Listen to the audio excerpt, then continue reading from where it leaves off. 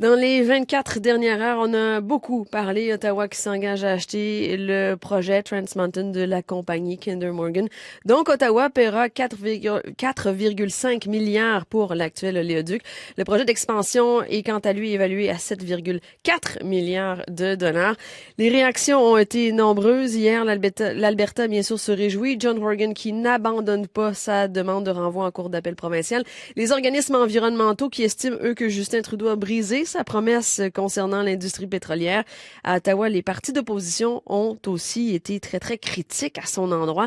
Ce matin, on va tenter d'aller encore plus loin dans cette analyse en discutant avec Monica Gattinger, qui est professeure titulaire à l'École d'études politiques de l'Université d'Ottawa. Madame Gattinger, bonjour. Bonjour. C'est la deuxième fois que le fédéral se lance dans l'industrie pétrolière après l'aventure Petro-Canada dans les années 70. Qu'est-ce qui est différent cette fois, selon vous? Cette fois-ci, il s'agit d'un contexte pas mal différent dans le sens où ce qui est en jeu ou est en cause ici, c'est la certitude puis le climat d'investissement au Canada. Oui. Ça fait maintenant des années depuis qu'on a un climat d'investissement qui manque beaucoup de clarté, qui est pas mal incertain, et ce projet-ci devient une espèce de précédent pour tout futur projet énergétique au pays, d'où l'importance pour le fédéral, de son point de vue, de faire en sorte que le projet avance. Oui, et Bill Morneau en a beaucoup parlé justement de ce climat d'investissement, de montrer qu'évidemment à Ottawa on peut investir, au Canada que c'est important pour lui, que c'est un milieu solide, que le pays accueille ces investissements-là et que ça va plutôt bien. Est-ce que ça risque quand même de créer un précédent dans le secteur de l'énergie? Ça dépend de quel précédent ça établit. Bien évidemment, ce projet-ci, c'est un cas espèce pour ce qui est de l'incertitude, pour toutes sortes de raisons, et d'où cette mesure exceptionnelle que le gouvernement lui-même dit est exceptionnelle par rapport au futur projet. Si ça devient un précédent que le gouvernement fédéral commence à investir régulièrement dans des projets qui, normalement, seraient des projets dans le secteur privé, gérés par le secteur privé, là, ça pourrait devenir problématique. Cela dit, si ça devient un précédent pour permettre justement les processus qui sont en cours devant les cours de Oui. suivre leur chemin, de nous fournir plus de clarté par rapport à qui finalement prendre des décisions par rapport au projet énergétique, là, ça pourrait devenir un précédent important et utile pour le pays. Oui, une nouvelle façon de faire en quelque sorte.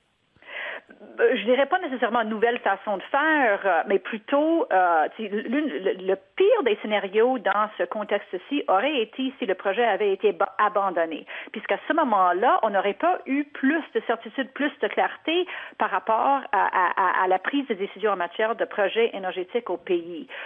Donc, le fait que le gouvernement fédéral a fourni un appui financier, à ce moment-là, ça a fourni une espèce de patience à ce projet, de patience au niveau du capital de ce projet pour justement avoir plus de clarté, plus de certitude pour que notamment les décisions des cours puissent être prises et qu'on peut avoir plus de clarté par rapport à qui, finalement, prend les décisions en matière de projets énergétiques et par quelle procédure. Mhm.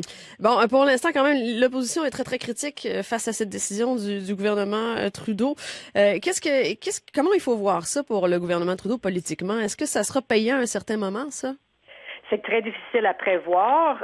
Dans un bon scénario, oui, ça pourrait être très payant si le projet suit son chemin, si c'est construit, si ça devient un projet très rentable. Oui, une fois que le gouvernement fédéral va pouvoir vendre le projet, ça pourrait être un profit. Et il ne faudrait pas oublier également que ce projet-ci, de par la vente des produits canadiens dans le domaine des sables bitumineux et au-delà des sables bitumineux, ça pourrait aller chercher pour les gouvernements, non seulement au niveau fédéral, mais d'autres gouvernements également, des revenus, des des impôts et ainsi de suite.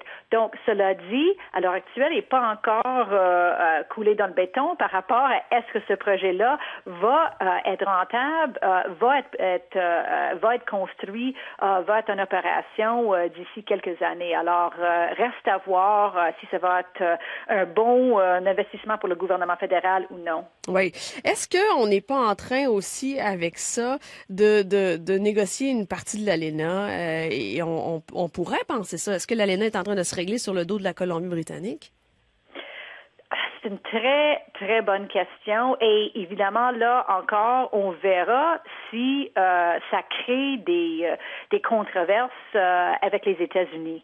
À l'heure actuelle, il n'est pas encore clair si ça va avoir des impacts au niveau de l'ALENA ou non, mais c'est absolument le cas que dans tous les secteurs économiques, une fois que les gouvernements, que ce soit le gouvernement canadien ou le gouvernement américain ou le gouvernement mexicain, commence à investir dans un secteur, ça pourrait justement augmenter la vulnérabilité de ces gouvernements-là, de susciter des critiques, même des critiques légales de par les autres gouvernements dans l'ALENA. Oui.